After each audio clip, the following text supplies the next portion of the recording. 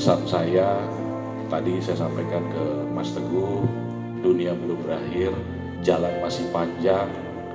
Tadi nasihat-nasihat saya juga sudah saya sampaikan, setiap orang ada jalannya, setiap jalan ada orangnya, tidak akan pernah tertukar satu dengan yang lain, ya, tidak akan pernah tertukar.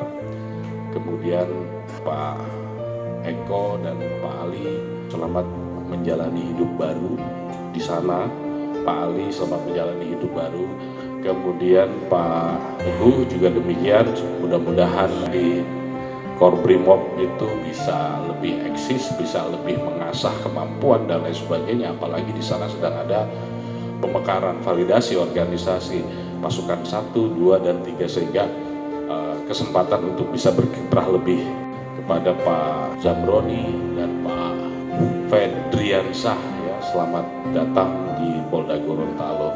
Syukuri apa yang sudah rekan-rekan dapat. Tadi juga sudah saya nasihatin bahwa masih ada rekan kita di luar sana yang mungkin satu angkatan dan lain sebagainya yang belum mendapatkan